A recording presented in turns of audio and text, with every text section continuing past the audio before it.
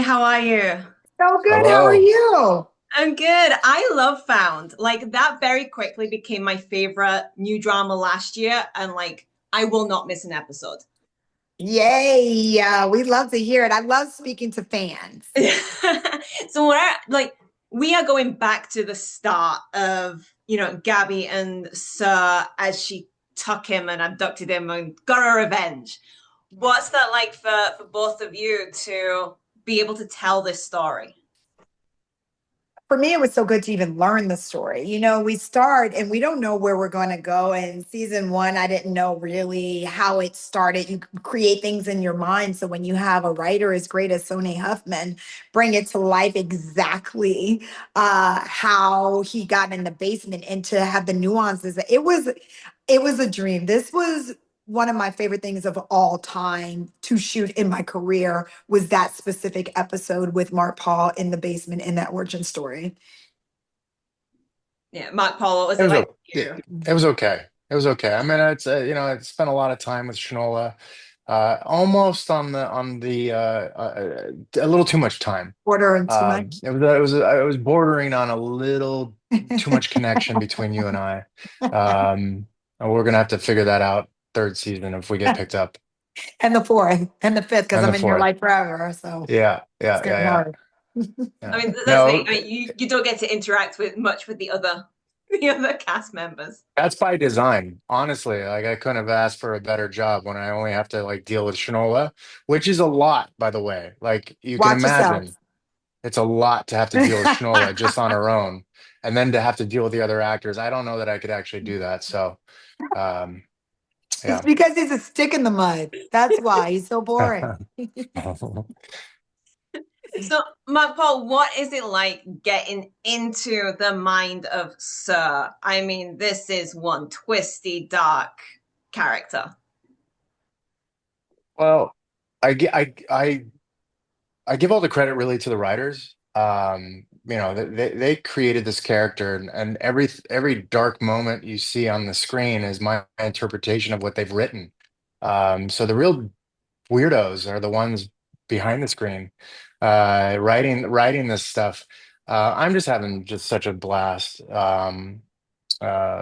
Telling this story and honestly working alongside Shanola and the other actors. That I really feel like we're doing some great work on television.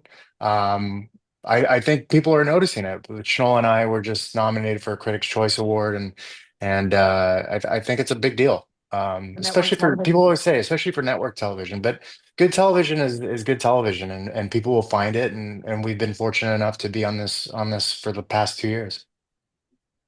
So, Shanola, Gabby has turned herself in. Like, what was that like to develop this storyline of her saying, I know I've done wrong. It is time for me to own this? I think what's really wonderful is that we got the whole first season where the audience got to debate the decision Gabby made, right?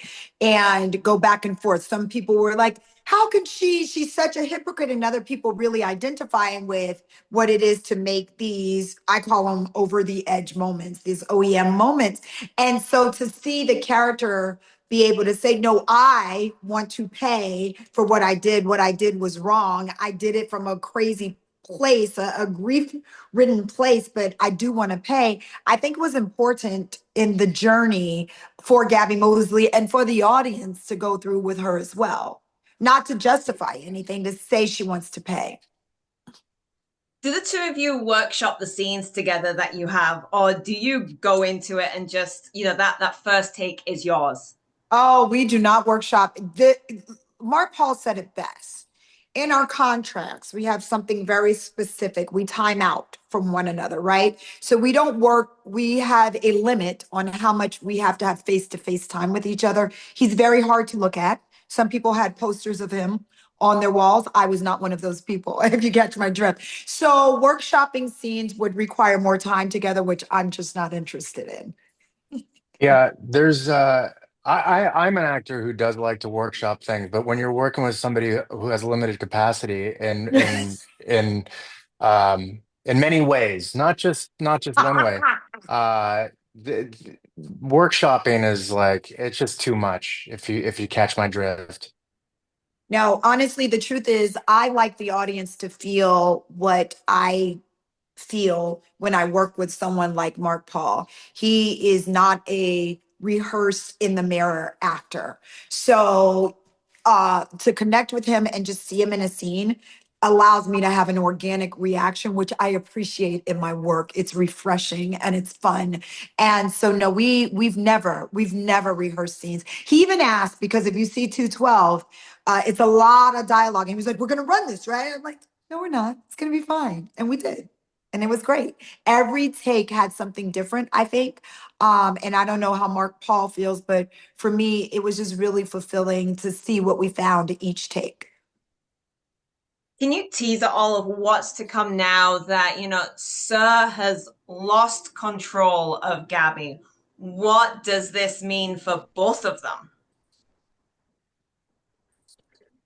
Mark Well, Paul. I feel like he's lost control in a specific way, but he's still in her life, and you can look at that he's still in control. The fact that she can't block him out, even though she has the opportunity to do so, says a lot.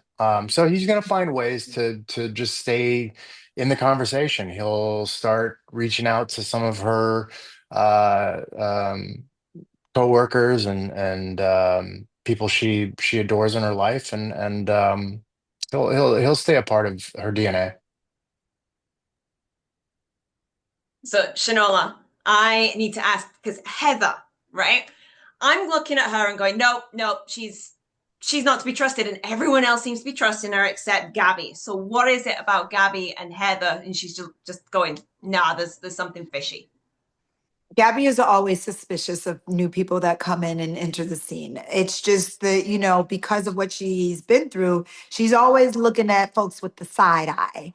And I think that she wants to make sure that her not trusting Heather isn't something that's some residual of what was going on with Gabby and Trent at one time and those feelings, and making sure she's checking herself there, because ultimately she wants Trent to be happy. He can't be happy with her. Gabby and Trent, with all of the baggage that Gabby carries, she knows she's not the right person for Trent. So she wants to have him be with the right person because it's not her.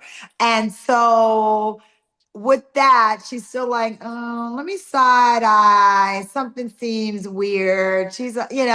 But also Danielle does such a wonderful job of playing the nuances of Heather. She's not only beautiful inside, she's a beautiful outside and a very fine actor. We are just completely honored to have her on our show. And don't say that about Gabby and Trent. I am shipping them hard right now. Are you? Even after Trent did all that with Gabby and I gotta put you in jail, you still are. Yeah. Okay.